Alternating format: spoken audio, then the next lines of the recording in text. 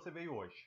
Essa é a quarta videoaula de logaritmos, a nossa videoaula 27. E nessa videoaula nós vamos tratar de funções logarítmicas.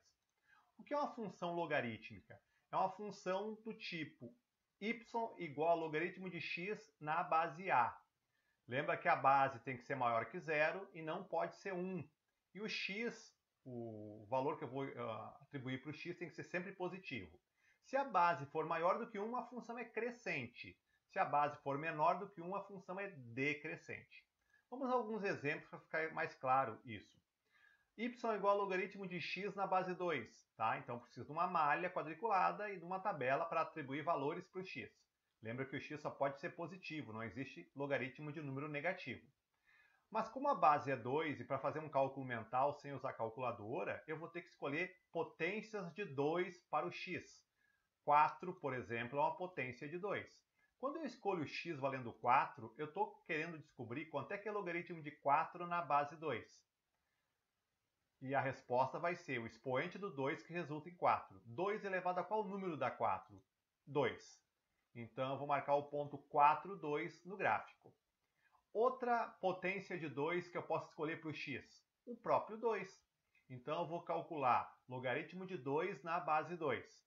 O resultado é 1, porque 2 na 1 é 2. Então, eu vou marcar esse ponto na malha. Outro valor que eu posso escolher para o x é o 1. Quando eu escolho x valendo 1, eu estou querendo calcular logaritmo de 1 na base 2. 2 elevado a qual número dá 1? 0. Então, eu vou marcar o ponto 1, 0 na malha quadriculada. Um outro valor para o x, agora tem que ser uma fração, tem que ser menor do que 1. Então, eu vou escolher 1 meio. E eu estou procurando logaritmo de 1 meio na base 2. 2 elevado a qual número dá 1 meio? É isso que eu estou querendo descobrir. Menos 1. Então, eu vou marcar na malha quadriculada 1 meio para o x, menos 1 para o y, que fica naquela posição. Depois eu escolhi o x valendo 1 quarto. E eu quero calcular logaritmo de 1 quarto na base 2, cujo resultado é menos 2, que eu marco na malha quadriculada. Se eu unisse adequadamente esses pontos, o gráfico ficaria com esse formato. Perceba que é uma função crescente que nunca encosta no eixo y. O eixo y é uma assíntota, portanto, tá? Que é uma característica da função logarítmica, se aproximar cada vez mais do eixo y sem nunca encostar nele. E um exemplo de gráfico decrescente agora, a base é 0,5, 1 meio. Agora eu vou ter que escolher de novo potências de 2. Vou escolher os mesmos valores para o x. 4. Eu quero calcular logaritmo de 4 na base 1 meio.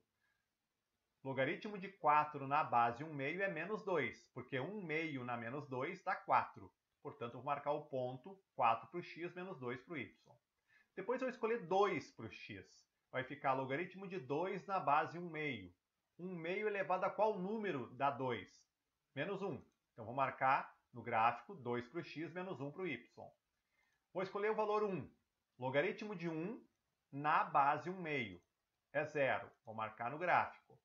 Depois vou escolher outro valor para o x. 1 meio. Logaritmo de 1 meio na base 1 meio. É 1 o resultado. Então, vou marcar o ponto 0,5 para o x, 1 para o y. E, finalmente, vou escolher 1 quarto. Logaritmo de 1 quarto na base 1 meio. 1 meio elevado a qual número dá 1 quarto? É isso que eu estou querendo descobrir. Esse resultado é 2. Então, vou marcar o ponto na malha quadriculada. E se eu unisse os pontos todos, o gráfico ficaria com esse formato. Um gráfico de função logarítmica se aproxima cada vez mais do eixo y sem nunca encostar. Nós dizemos que o eixo y é uma assíntota. Lembra que a função exponencial não encosta no eixo x e a função logarítmica não encosta no eixo y. Para finalizar, vamos fazer 3 exemplos genéricos assim, de logaritmos, e os 3 eu vou pegar de vestibular. Da URGS eu tenho a soma log de 2/3 mais log de 3/4 mais log de 4/5 e assim por diante, até log de 19 sobre 20 é igual a quanto? Ora, eu tenho uma soma de logaritmos. Quem fez a questão queria que tu lembrasse que uma soma de logaritmos pode ser escrita como um produto de números. Então, eu vou multiplicar 2/3 por 3/4, por 4/5, por 5/6 e assim por diante, até chegar no 19/20. Eu posso simplificar essas frações. O 3 com o 3, o 4 com o 4, o 5 com o 5, o 6 com o 6, o 19 com o 19, e vai sobrar em cima apenas o 2 e embaixo apenas o 20. Fica então o logaritmo de 2 sobre 20, que é uma fração que eu posso simplificar para 1 sobre 10. Perceba que nesse exemplo, a base do logaritmo não aparece, então nós já sabemos que a base é 10. E eu quero descobrir então 10 elevado a qual número dá 1/10? 10 elevado a qual número dá 1/10? E o resultado é menos 1. Portanto, a resposta dessa questão é a alternativa B, menos 1. Certo?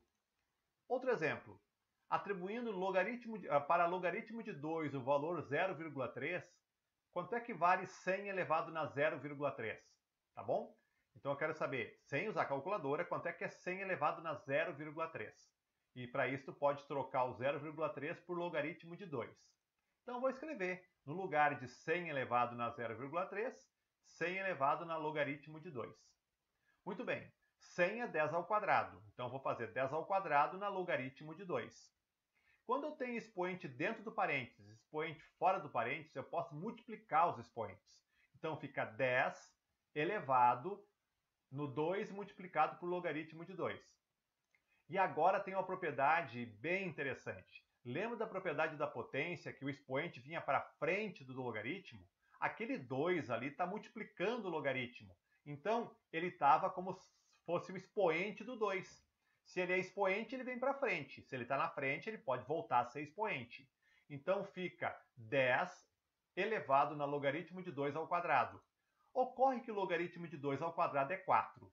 E agora tem outra consequência da definição, que nós vimos, eu acho que na primeira videoaula de logaritmos, ou na segunda, que diz que quando eu tenho uma potência com expoente logaritmo, se a base da potência for igual à base do logaritmo, aí a base do logaritmo é 10, porque não aparece. O resultado é o logaritmando. Essa propriedade é muito interessante, porque ela é muito usada em vestibular. Então, o resultado de 10 elevado na logaritmo de 4 é igual a 4. Então, a alternativa dessa questão, a resposta dessa questão é B novamente. Ok? Mais uma para finalizar. Aproximando o logaritmo de 2 por 0,301, verificamos que o número 16 na 10 está entre, e tem 5 alternativas. Muito bem. 16 elevado na 10 eu posso decompor. O 16 é 2 na 4, que fica elevado na 10. Como eu tenho um expoente dentro do parênteses e um expoente fora do parênteses, eu posso fazer 4 vezes 10, 40. Então, 16 elevado na 10 é a mesma coisa que 2 na 40. Então, vamos escrever. Chamar 2 na 40 de x.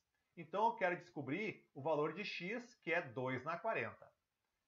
Se eu colocar logaritmo de um lado, logaritmo do outro, que eu posso fazer, porque eu estou fazendo dos dois lados da igualdade, eu vou escrever logaritmo de x igual a logaritmo de 2 na 40. Ocorre que o 40 é um expoente, pode vir para frente do logaritmo. Fica 40 vezes log de 2.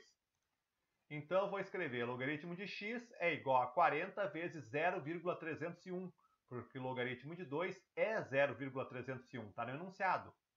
Se eu multiplicar 40 por 0,301, vai dar 12,04. Então, eu tenho o seguinte, logaritmo de x é igual a 12,04. A base daquele logaritmo é 10. Então, 10 elevado na 12,04 vai dar x. Tá? Isso que é o significado de logaritmo. O expoente da base que resulta no logaritmando. Então, x é igual a 10 elevado na 12,04. A alternativa correta para essa questão, então, é D. O x está entre 10 na 12 e 10 na 13. Porque 12,04, é o expoente, é maior que 12 e menor que 13. Ok? Alternativa D. E com isso nós finalizamos esse tópico de logaritmos. Ainda tem que fazer alguns exercícios, evidentemente, para fortalecer o teu entendimento, mas a teoria é essa. Mais uma vez, obrigado pela companhia, bons estudos e nos vemos por aí. Até mais!